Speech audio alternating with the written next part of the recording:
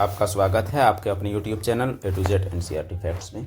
तो railway group D science practice set previous year question से आपका स्वागत है, जो कि हमारा आज 17वां सेट है 99 सेट में। तो 99 शिफ्ट में हमारा एग्ज़ाम हुआ था रेलवे ग्रुप डी का। उसमें से बाकी जो 16 से शिफ्ट जो है उसके साइंस के वीडियो आपको प्ले लिस्ट में आपको मिल जाएंगे, और ये आपका 17वां वीडियो आपके सामने है। यह सवाल है 25 अगस्त 2022 का, जो सेकंड शिफ्ट का सवाल था उसका, और पोस्ट आपका लेवल 1 यानी ग्रुप डी के पोस्ट का। तो ये रहा आपका क्वेश्चन, और क्वेश्चन का आपका पहला। तो अगर आप चैनल में अभी तक नए हैं तो चैनल में आप जुड़ जाएं, और बाकी दोस्तों को भी शेयर करें, और एक लाइक करते हुए चलें। और फिर जो भी सवाल आपका कितना सही हो रहा है, 25 में आप कितना स्कोर कर पा रहे हैं, वो आप अपने आप को आजमाएं, और उसके बाद कमेंट बॉक्स में आप अपना स्कोर शेयर करें। तो शुरू करते हैं आज का पहला सवाल।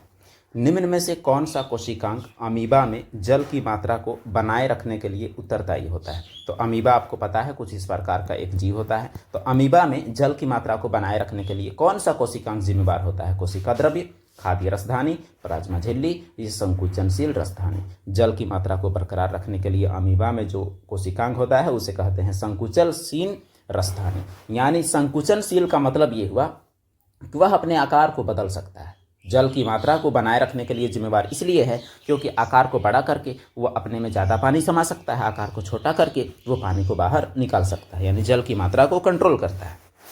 अगला प्रश्न, कार्बन के किस रूप का उपयोग शुष्क स्नेहक के रूप में किया जाता है? कोक, हीरा, कोयला या ग्रेफाइट? तो कार्बन के दो अपरूप हैं, आपको पता है, हीरा और ग्रेफाइट। तो शुष्क स्नेहक यानी सूखा हुआ लुब्रिकेंट के रूप में इस्तेमाल किया जाने वाला जो कार्बन का अपरूप है वो आपका क्या है? वो आपका ग्रेफाइट है। आपको पता होना चाहिए कि कार्बन जो होता है वो एक अधातु है, और इसके जो दो अपरूप हैं, एक आपका जो हीरा जो दुनिया का सबसे कठोर पदार्थ है, और दूसरा है आपका ग्रेफाइट। तो ग्रेफाइट, कार्बन एक बिजली का कुचालक है, लेकिन जो ग्रेफाइट है वो बिजली का क्या है? सुचालक है। तो एक ऐसी अधातु जो बिजली का चालन करता है वो आपका क्या है? वो ग्रेफाइट है। अगला प्रश्न, धातु के दो तार ए और बी एक ही पदार्थ से बने हैं। तार ए की लंबाई l और त्रिज्या r है, जबकि बी का लंबाई 2l और त्रिज्या 2r है। तो तार ए और बी के प्रतिरोधों का अनुपात ज्ञात कीजिए। आपका ऑप्शन है 1 2 2 1 1 4 1 और 1 4। तो इसका सही जवाब क्या है? इसका सही जवाब जो आपका हो जाएगा वो आपका 2 1 है। लेकिन सवाल ये उठता है कि कैसे? तो चलिए बनाने का हम लोग प्रयास करते हैं। आपके पास दो तार है। अब सबसे पहले हम लोग प्रतिरोध का सूत्र लिखते हैं। आर बराबर जो होता है वो प्रतिरोध होता है आपका रोवेल बाई ए। अब देखिए दोनों के प्रतिरोधों का अनुपात, अगर हम लोग ए की बात करें तो आर ए बराबर क्या हो जाएगा? रो तो आपका फिक्स है, वही है, वो तो आपका बदलेगा नहीं, क्योंकि दो तार एक ही पदार्थ से बने हैं। ए की लंबाई एल है और त्रिज्या क्या है? आर है। तो त्रिज्या आर यानी पाई आर स्क्वायर, क्योंकि जो ए जो होता है ए एरिया ऑफ क्रॉस सेक्शन वो होता है पाई आर स्क्वायर। तो ये रहा आपका आर ए की कहानी। अब देखते हैं आर बी की कहानी। तो आर बी आपका क्या हो जाएगा? रो एल के जगह में आपका क्या हो जाएगा? तो एल के जगह में 2l, और उसके बाद त्रिज्या 2r है तो पाई 2r का हो जाएगा स्क्वायर। तो चलिए निकालने का प्रयास करते हैं। ये हुआ आपका रो, और उसके बाद आपका हुआ 2l, और नीचे आप पाई आर स्क्वायर करेंगे तो 2 दूनी 4 आपका हो जाएगा। तो ये आपका 2 दूनी 4, तो 2 एका 2 और 2 दूनी 4। तो अब आप गौर कीजिएगा, तो रोवेल बाय पाई आर स्क्वायर गुनी 1/2 आपका हो रहा है। अब देखिए ये हो गया आपका आर बी। अब आर ए का मान आपका क्या है? वो आपका ये है, और ये दोनों आपका क्या है? ये दोनों सेम है। तो आर बी बराबर क्या हो जाएगा? इसके जगह में आप रख दीजिए आर ए। ये हो गया आर ए गुनी 1/2। अब हमारा क्या निकालना है? अब हमें निकालना है आर ए अनुपात आर बी। तो आर ए आप नीचे ले आइए किसको? आर बी को, और ये 1/2 को उधर ले जाइएगा तो पलट के हो जाएगा आपका 2/1। इसका मतलब जो अनुपात निकला वो कितना निकला? अनुपात निकला 2:1। एक बार और आप देख लें, अगर आपको समझने में दिक्कत हुई हो तो आपको पूरी तरह से बताने का प्रयास किया गया है। तो आपका सही जवाब क्या है? 2:1। कैसे? आपने देखा। अगला प्रश्न, आधुनिक आवर्त सारणी में कितने समूह और कितने आवर्त हैं? 18/6, 18/5, 18/7 या 17/8? तो इसका सही जवाब, ये तो रटा हुआ प्रश्न भी हो सकता है आपका 18/7, लेकिन सवाल ये उठता है कि कैसे? जो पीरियोडिक टेबल जो होता है, पीरियोडिक टेबल में आपका जो इस प्रकार की लाइनें जो हैं ऐसे ऐसे, तो ऐसे ऐसी लाइनों को हम लोग कहते हैं समूह। और इन लाइनों की संख्या कितनी है? तो इन लाइनों की संख्या है 18। और जो ऐसे ऐसे लाइन है उन लाइनों की संख्या है 7। इसे हम लोग कहते हैं आवर्त। तो आपको अंग्रेजी में अगर देखा जाए तो जो समूह है उसे ग्रुप कहते हैं और जो 7 आवर्त है उसे हम लोग पीरियड कहते हैं। तो इसका मतलब ये हुआ कि 18 7 में ये 18 हो गया आपका समूह और 7 आपका क्या हो गया, 7 हो गया आपका आवर्त। तो चलिए अगला प्रश्न की ओर बढ़ते हैं। अगला प्रश्न हमारा है, निम्न में से गलत कथन की पहचान कीजिए। गलत कौन है? एक स्वतंत्र रूप से लटका हुआ छड़ चुंबक उत्तर दक्षिण की दिशा में इंगित करता है। यानी स्वतंत्र हम लोग चुंबक को लटकाएंगे तो वह उत्तर दक्षिण को लटकेगा, बिल्कुल सही। प्रतिकर्षण चुंबकत्व का श्योर टेस्ट है, सुपुष्ट परीक्षण कि कोई चुंबक का कौन सा पोल है, साउथ है नॉर्थ है, इसका जो असली टेस्ट वो प्रतिकर्षण है, ये बात यहाँ कहता है। तीसरा कहता है किसी छड़ चुंबक के बाहर चुंबकीय क्षेत्र रेखाओं की दिशा उत्तरी ध्रुव से दक्षिणी ध्रुव होती है और कई क्षेत्र रेखाएं चुंबकीय क्षेत्र के अंदर किसी दिए हुए बिंदु पर प्रतिच्छेद करती हैं। तो देखते हैं इनमें से कौन सा जवाब गलत है। तो गलत है आपका चौथा। लेकिन सवाल ये उठता है, बाकी को हमें समझना चाहिए। कभी भी आप चुंबक को लटकाएंगे तो वो आपका एक तरफ एस एक तरफ एन में ही आपका लटकेगा। यानी साउथ एक तरफ दिखाएगा, एक तरफ नॉर्थ असली वाला दिखाएगा। कौन सा चुंबक का कौन सा पोल है इसे आप प्रतिकर्षण से पता कर सकते हैं। कैसे? मान के चलिए ये आपका है एस, ये आपका है एन। अब अगला चुंबक का ये आपका है एन और ये आपका है एस। जब आप इन दोनों को सटाने का प्रयास करेंगे तो ये दोनों तो सटेगा नहीं, तो जो दोनों नहीं सटेगा तब आपको पता चलेगा अगर ये एन है तो उसका अगला जो उधर वाला आपका एन है, और अगर सट जाएगा तो वो क्या है, एस है। तो प्रतिकर्षण ही असली टेस्ट है। अब यहाँ आपका क्या कहता है, किसी छड़ चुंबक के बाहर चुंबकीय क्षेत्र रेखाओं की दिशा उत्तरी ध्रुव से दक्षिणी ध्रुव को होती है। यानी जो आपका छड़ चुंबक है ये आपका एस है, ये आपका एन है। कहता है कि उत्तर से दक्षिण होता है इसका डायरेक्शन चुंबक के बाहर। तो बिल्कुल सही, चुंबक के बाहर आपका क्या होता है, उत्तर से दक्षिण होता है। लेकिन चुंबक के अंदर क्या होता है, दक्षिण से उत्तर होता है। ये आपको याद रखना है। तो इसका मतलब ये तीनों आपका सही है, ये ही आपका गलत है। और गलत वाले को पूछा गया है तो जवाब आपका तो वही होगा जो कि आपका गलत है। तो इसका मतलब इसका क्या हुआ एक्सप्लेनेशन, आपने देखा। ये रहा आपका चुंबक के बारे में आपको जरूर जानना चाहिए। 10वां क्लास का विद्युत और चुंबकत्व तो पार्ट काफी इंपॉर्टेंट है। अगला सवाल, यीस्ट में होने वाले किण्वन और मनुष्यों की पेशी कोशिकाओं में होने वाले अनॉक्सी श्वसन में क्या समानता है? तो मनुष्य का पेशी कोशिकाओं में ऑक्सीजन के अभाव में जो श्वसन होता है जिसमें लैक्टिक एसिड बनता है, और यीस्ट का जो फर्मेंटेशन होता है उसमें क्या समानता है? दोनों माइटोकॉन्ड्रिया में, दोनों में एथनॉल बनता है, दोनों कोशिका द्रव्य में, दोनों में लैक्टिक अम्ल बनता है। तो मानव वाले में तो लैक्टिक अम्ल बनता है, ये बात तो सही है। अब दोनों में बनता है कि नहीं यही देखना है। तो दोनों में नहीं बनता, बल्कि समानता यह है कि दोनों के दोनों कोशिका द्रव्य में घटित होने वाली घटनाएं हैं, यही इन दोनों में मेन समानता है। अगला प्रश्न, माध्यम ए से बी की ओर जाते समय एक प्रकाश की किरण अभिलंब की ओर झुकती है। तीन में से कौन सा कथन सही है?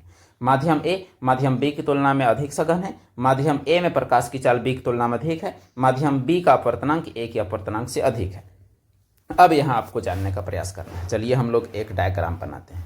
ये रहा आपका एक कांच का स्लैब मान के चलिए, और अभिलंब की ओर झुकती है।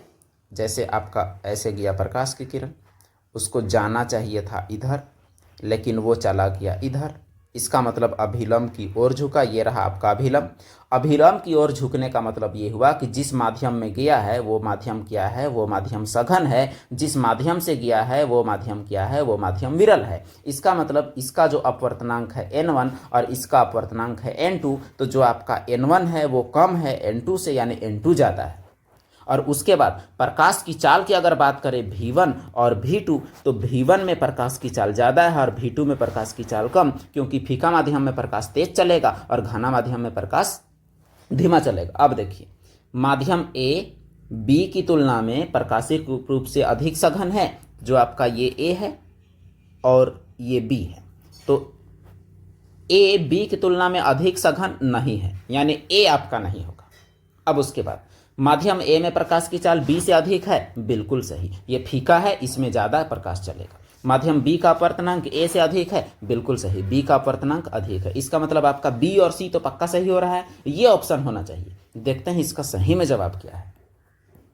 बिल्कुल सही जवाब बी और सी दोनों है। ए आपका नहीं है। कैसे? आपने देखा अगला प्रश्न, अमीबा में भोजन का ग्रहण किसके द्वारा होता है? मुंह, शरीर की पूरी त्वचा, कशाभिका की गति, पक्षमाप की गति। तो अमीबा अपना भोजन ग्रहण जो करता है उसका तरीका सबसे यूनिक है, शरीर की पूरी त्वचा के द्वारा होता है। कैसे, इसे आप गौर कर सकते हैं। मान के चलिए ये रहा आपका अमीबा, ये रहा अमीबा का भोजन। अमीबा क्या करता है, इस भोजन को घेरने का प्रयास करता है। इस भोजन को घेरने के लिए ऐसे इसे घेर दिया। अब उसके बाद फिर क्या करेगा, और ज़्यादा इसे घेरने का प्रयास करेगा, और ज़्यादा। तो ये रहा आपका भोजन। और उसके बाद अंततः अमीबा क्या करेगा, इस भोजन को अंदर अपने अंदर ही समाहित कर लेगा। तो इस प्रकार से अमीबा जो है अपना भोजन का ग्रहण करने का प्रयास करता है शरीर की पूरी त्वचा के द्वारा।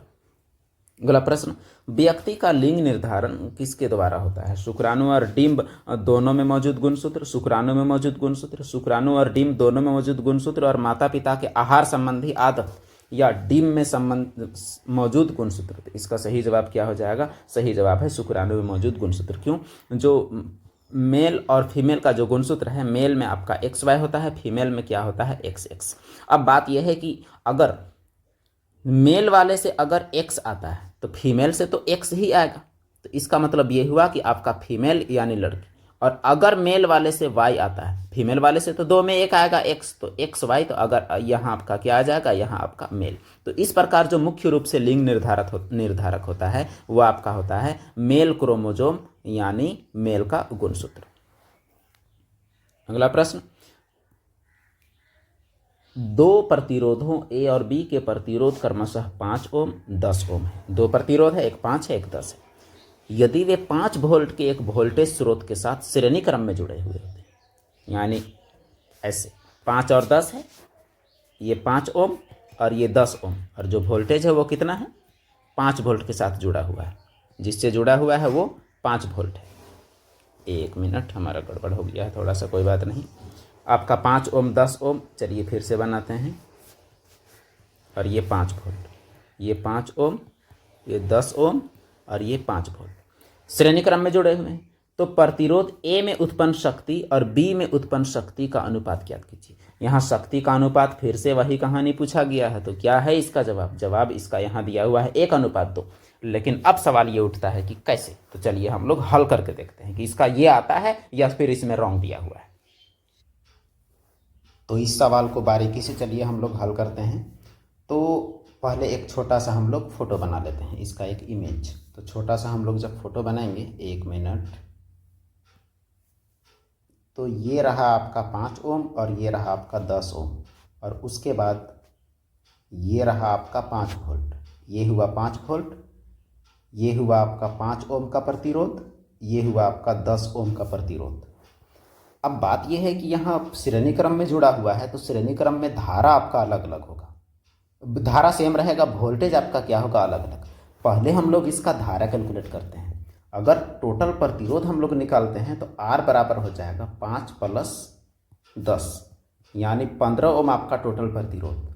और टोटल वोल्टेज आपका कितना है, तो टोटल वोल्टेज आपका है 5 ओम।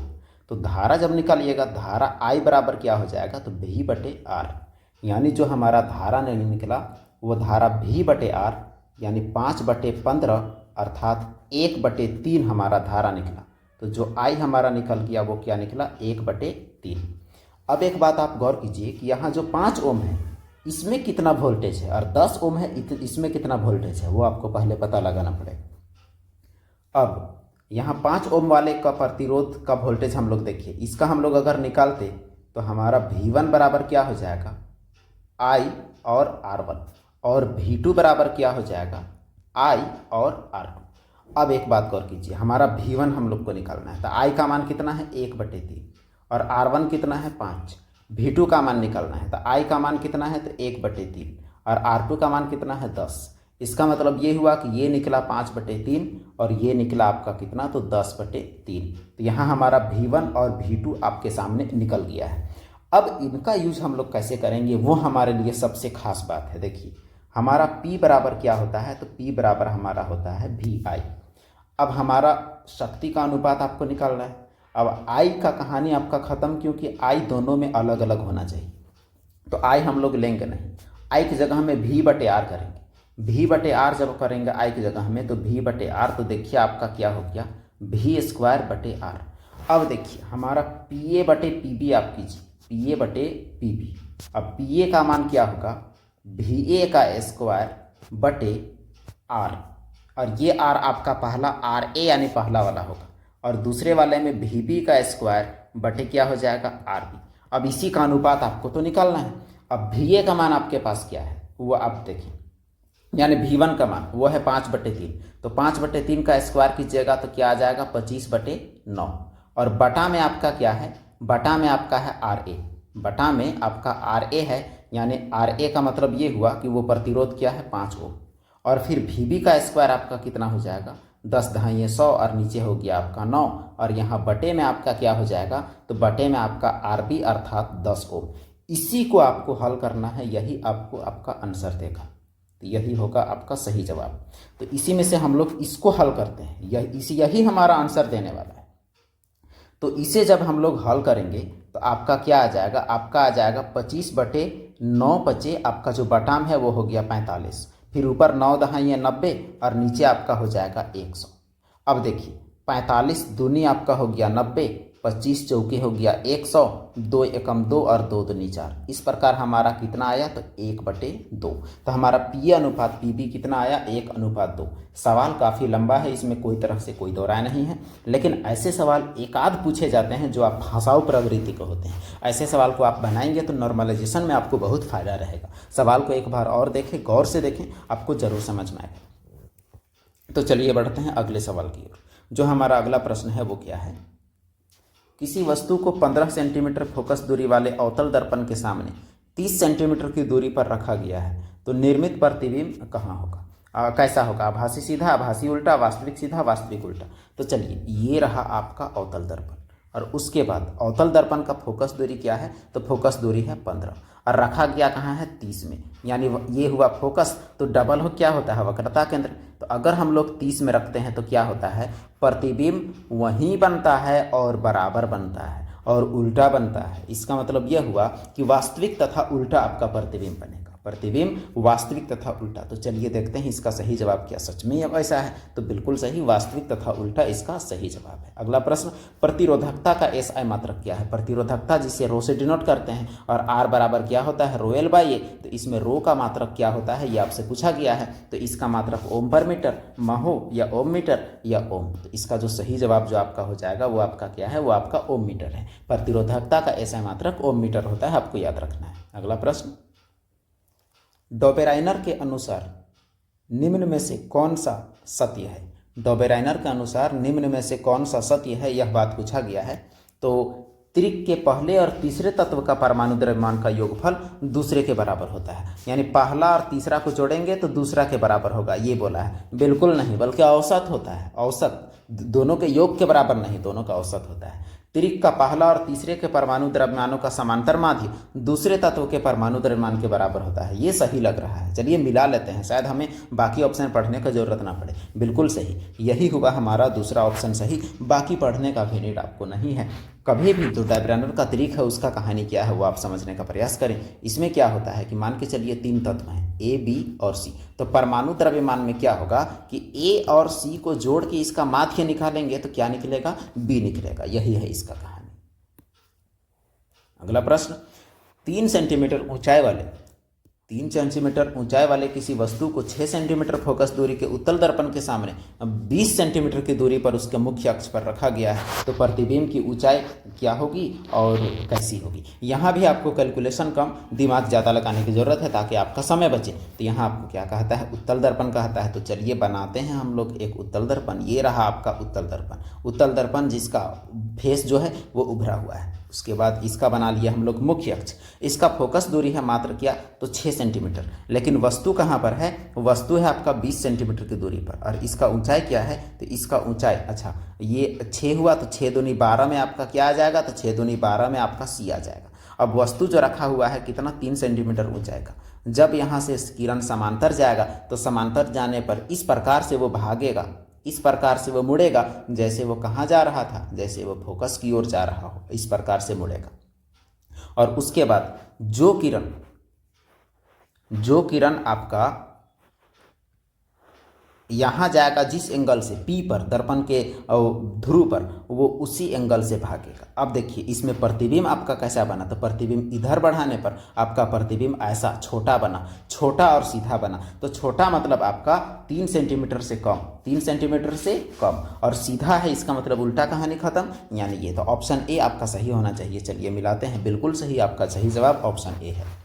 तो हम लोग ऐसे सवाल में देख लेंगे कि किस में न्यूमेरिकल बनेगा, किस में नहीं बनेगा। पीछे हम लोग एक सवाल को काफ़ी लंबा बनाए थे और यही सवाल हमारा बगैर कैलकुलेट किए ही बन रहा है। अगला प्रश्न, क्लोरीन गैस पोटेशियम आयोडाइड के विलयन से अभिक्रिया करके पोटेशियम क्लोराइड और आयोडीन का निर्माण करते हैं। यह अभिक्रिया उदाहरण। पहले अभिक्रिया को लिखते हैं, द्विविस्थापन, विस्थापन, अपघटन, संयोजन। तो देखिए ये हुआ आपका क्लोरीन गैस Cl2, और पोटेशियम आयोडाइड मतलब Ki से अभिक्रिया करके क्या बनाता है, पोटेशियम क्लोराइड, और आयोडीन क्या हो जाता है, आयोडीन आपका अलग हो जाता है। तो खैर संतुलित तो किया ही जा सकता है। इस अभिक्रिया में क्या होता है, इस अभिक्रिया में ये क्लोरीन आयोडीन को विस्थापित कर रहा है, यानी यह विस्थापन अभिक्रिया है।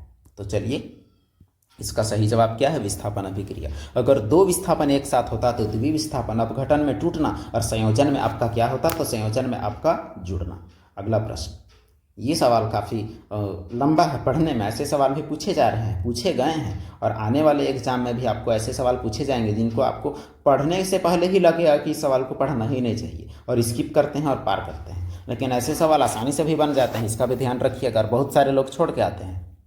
कक्षा 10 के छात्रों द्वारा 4 अलग अलग प्रयोग किए। नवीन क्या किया कि कॉपर सल्फेट का जलीय विलयन का बीकर लिया और मैग्नीशियम का टुकड़ा डाल दिया।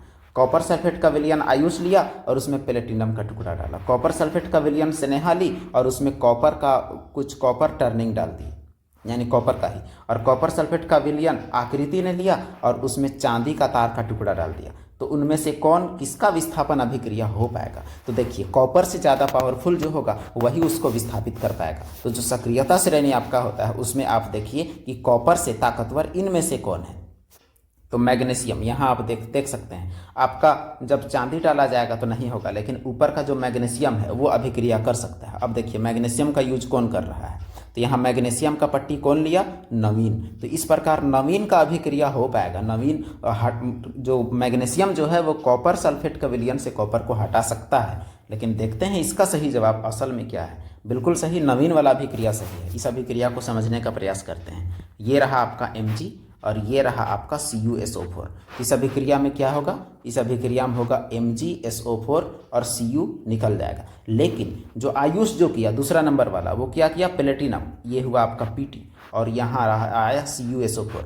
तो चूंकि Cu जो है वो Pt से कम पावरफुल है, इसीलिए ये अभिक्रिया होगा नहीं, इसीलिए नो रिएक्शन। स्नेहा जो है वो क्या की, कॉपर का ही कुछ पॉइंट डाल दी, तो CuSO4 इसमें भी अभिक्रिया होगा ही नहीं। आकृति का भी चांदी का तार, यह अभिक्रिया भी होगा नहीं। तो ये सक्रियता श्रेणी जो है यही डिसाइड करता है कि ऊपर वाले तत्व नीचे वाले तत्व को हटा सकते हैं। अगला प्रश्न, किसी समजातीय श्रेणी के अगले सदस्य में, किसी समजातीय श्रेणी के अगले सदस्य में एक कार्बन परमाणु के साथ कितना हाइड्रोजन परमाणु जोड़े जाएंगे, 2, 1, 3 या 4। तो इसका सही जवाब क्या होगा, तो सही जवाब जो इसका है वो 2। क्यों, वो आपको बताएं। कभी भी समजातीय श्रेणी के बीच का अंतर, जो लगातार के बीच का अंतर CH2 का होता है, इसका मतलब कार्बन की संख्या 1 और हाइड्रोजन की संख्या क्या, 2। यहाँ आपसे किसका पूछा गया है, हाइड्रोजन परमाणु की संख्या, इसीलिए आपका जवाब क्या है, तो आपका जवाब 2 है। अगला प्रश्न, फसल उत्पादन में इनमें से किस पर बहुत अधिक लागत शामिल नहीं होती है। कृषि विज्ञान का सवाल है। पशु आहार पर लागत, उर्वरकों पर लागत, कीटनाशक पर लागत, बीजों पर लागत। तो सबसे कम लागत किस में होता है, ये ज़्यादा पूछा हुआ है सवाल। तो सबसे कम लागत पशु आहार में होता है, फसल उत्पादन में। तो फसल उत्पादन आपका जो कृषि है, पशुपालन भी कृषि का एक प्रकार है, तो सबसे कम जो लागत है वो इसी में होती है। अगला प्रश्न,